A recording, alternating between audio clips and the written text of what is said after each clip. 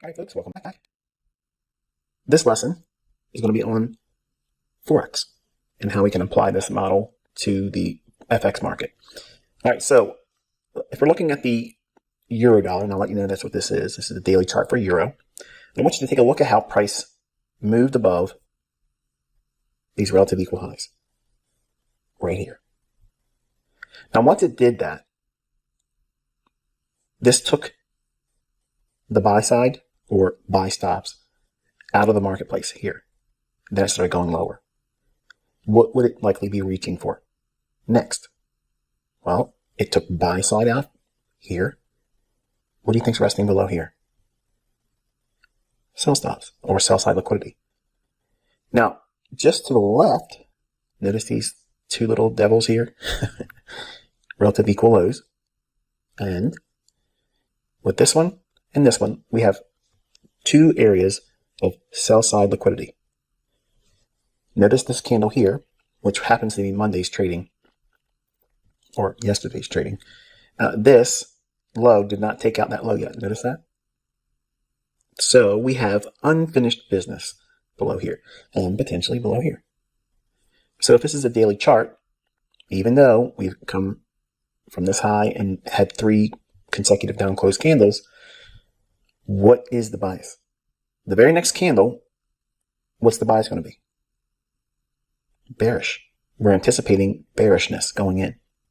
So let's take that and flesh that out a little bit more. So here is your chart that would be annotated. And you'd have this level on your chart while you're learning. It's important to have these types of things on your chart. Over time, all you need is a pad and something to write with, and you'll write down the levels. Majority of the time, the only time I'm showing a level on my chart is for teaching purposes. I like to keep my chart clean, and that way I'm not forcing that bias. If I see something that would allow me to negate the whole premise that I went into the market with and either reverse or move to the sidelines, I want that clarity. Now I say that, and some of you purists in here that just simply want to do everything I say and hang on every single one of my words, don't avoid or don't try to do it without having annotations, like having levels drawn on your chart, because you need to train yourself to see it. And what do I mean by that? Well, having these relative equal highs highlighted, your buy stops would be resting above here, and the market will go just above that a little bit. And then once those buy stops are taken, for anyone that's short, they're getting knocked down in a loss. And that flood of orders to be buying at the market is counterparty to individuals that want to sell short. So smart money is selling short up here with the expectation it's going to go below this low here, and potentially below that low down there. So today's trading, we had the open. It rallies up a little bit and careens through the short-term low here and below the relative equal lows here. Not by much. We'll see it, but it's still there. Now, what level on the downside after this day closed, if we're looking for lower prices, what could we expect it to draw to? Obviously below here and below here, but what price level? 109, big figure. So the big figure numbers, okay, or the zero levels, they're very influential because there's lots of liquidity that is used around those levels. A lot of commerce, a lot of business transactions that come in just for the sake of simplicity. 0 level, the 20 levels, the 50 levels, and the 80 levels. So I dub them institutional price levels. I teach that in the free videos in this YouTube channel too. All right, so we're going to drop down to an hourly chart. But before we get into that, I'm going to revisit the swing trading idea that I taught. Highest up close or opening in this retracement up, and the lowest open or close is here. So I left the highlighted candles so you can match that up on yours. And then we have this old low. So below this old low, if it goes below that, how many pips can it go below that? Well, we have the big figure 109, right? Remember the previous chart here? Watch. Over here, that's essentially the 1.09 big figure. So do we have any levels in here on the fib that correspond to that? Well, we have 1.0919. That's possible. Then we have 1.09101. That's another level that's possible. And we have 1.09011. Essentially almost the big figure, right? So we have a standard deviation from this swing to here. If this is broken, these are only true if this low is broken. Okay, so this is a fulcrum point, and this is a fulcrum point. So how do we know which level we're going to aim for? Well, we have those relative equal lows at the 109 big figure level, and then we have our fib calling for these levels down here, and the lowest one without going through 1.09 is this one here.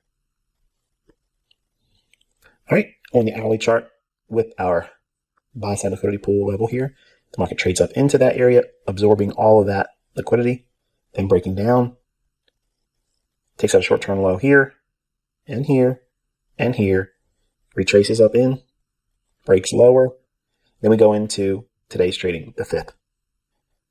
Prior to the day starting, we know that it's likely to draw below here, and then down to that 109 big figure. Have that convergence around that 109 big figure. At the beginning of the day at midnight, New York local time, that's going to be right in here.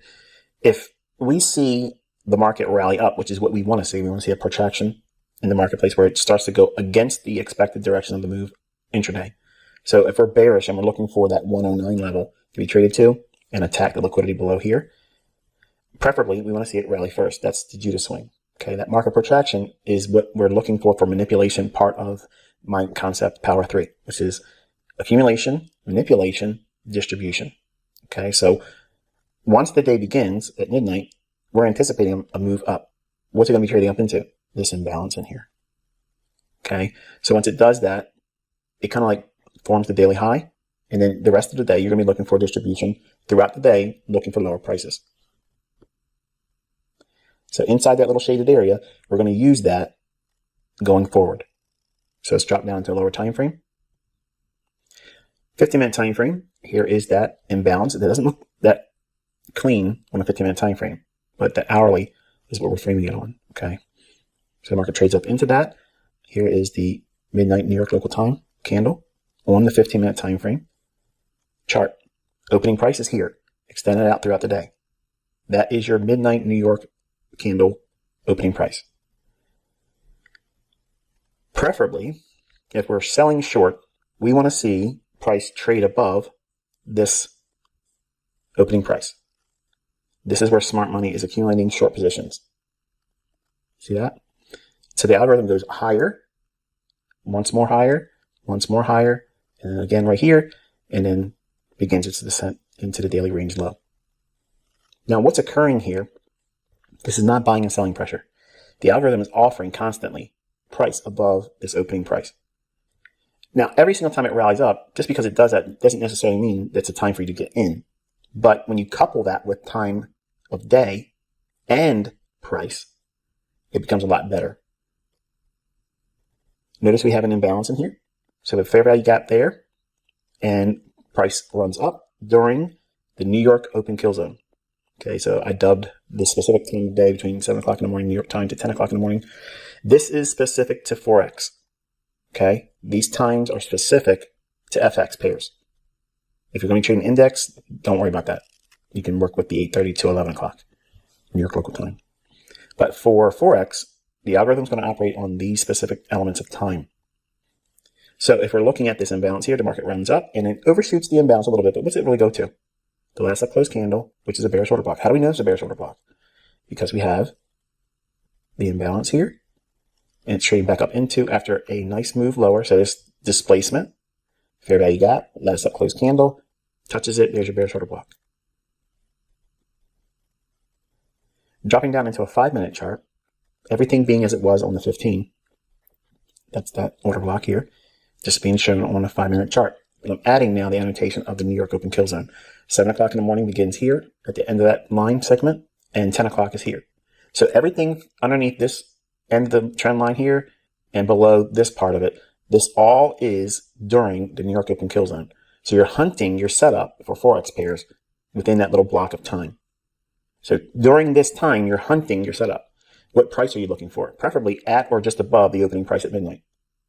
Now, if you are a New York session trader, you want to refer to the opening price at midnight, but then you want to recalibrate at 8:30. And we'll look at that in a moment. But for now, just notice, looking at this particular day on the economic calendar, we had a high impact news driver at 10 o'clock in the morning. It was the ISM Services PMI number. Now, before you want to start sending me emails or start sending me essay questions in the comment section of this video about what does the ISM PMI number do, I don't care what these numbers are really discussing. I don't care. I don't care about the raw data. I don't care what the expectation is. I don't care. Okay. What I'm expecting is the volatility in the marketplace at or around these specific times, because the algorithm is going to use that injection of volatility to facilitate trades. Now, is it trying to give you good trades? No. It's trying to move and rebook and reprice to levels to allow those in the know to participate. It's a rigged game. You're not supposed to be in it. Not consistently profitable, let's say it that way. But for those that are in the know, they're looking for these types of signatures and price action. So they know what they're looking for in terms of when they're going to operate. So as a technician, they're looking for a specific element of time, which is encapsulated with this segment right here, 7 o'clock to 10 o'clock. So that little bracket of time right there on a 5-minute chart, you're hunting your setup. What is the thresholds that make it high probability? Well, if you're going short or looking to go short, you want to be above the midnight opening price. That's here, extended out in time. But now once we hit this order block here, that was during the early stages of the New York Open, right around the 7 o'clock hour. The market drops and then retraces back into that news driver here at 10. So what's happening here is, look closely with this swing low. It went below this low here, and then it rallied back up once more above the opening price at midnight. Does it take out this high? No. Why doesn't it take out this high? Because it has an imbalance here. That imbalance tells you this is an intermediate term high. If we're bearish, it shouldn't take this high out. Now, again, I mentioned this in a recent video. I think, if I'm not mistaken, it was episode 12. I'm going by memory, so please don't roast me in the comment section if that's the wrong one. But it's basically when I'm talking about intermediate term and short term and long term highs and lows, or swing highs and lows. An imbalance or fair value gap associated with a swing high or swing low. In this case, this is an intermediate term high. Not because it just simply has an imbalance, but because the narrative is we're expecting lower prices, and it went above the opening price at midnight. And the imbalance there, when it retraces back up into this fake run ahead of the news driver at 10 o'clock, the news, if you will. This movement here is only running right back up into the bearish order block. Last up close candle, the body. I don't like to use these long tails and wicks. I'll refer to them, but I like to prefer to annotate if I'm going to show it in my examples, or look to price returning back to the body of the candle. Right there. So this return into that order block sets the stage for another move lower. We get a swing high, lower high to the right of this candle, and a lower high to the left of it here. So we have 3 candles making a swing high. So we start looking for displacement and movement lower. But looking closer, after we had that shift in market structure here on a 5-minute chart, it retraces back up, fair value gap, bearish order block, and news. This is the wild card. Okay, when you have high impact news drivers, this is going to many times scare you out of the trade or stop you out. In other words, if you went short back here and you started trailing your stop loss, this is what that's designed to do, take you out. So if you're short back here or here or here, how are you protecting the trade? You're putting a buy stop above recent swing highs. So they're jamming it up against that, back above the opening price, because your buy stop is going to flood the market with buyers willing to pay at a higher price than it was here before it runs higher. And you're going to buy, or those individuals that had those stops, they're going to buy the counterparty side of the smart money that wants to sell short. Because every buyer has to have a seller, every seller has to have a buyer. So that's what's occurring here. But inside this shaded area, I want to show you how this model is applicable here in FX. So here's the 4-minute chart. We were just looking at 5. So we start stripping down this price leg here. And we're looking for any fair value gap. Do you see it? Pause the video, look for it. All right, I'm about to show you. This candle's low, this candle's high, there's your fair value gap. Isn't it interesting how if this goes right up in there, closes that in, then and only then, the market starts to aggressively run below the short-term low here, and then reaching into our objective down here at that 109 big figure. Now, it doesn't quite get to 1.09 even, but it does get to our Fibonacci extension for the standard deviation. It does get down to the old relative equal lows on the daily chart, which is what that blue line is. And look at the bodies respecting that level.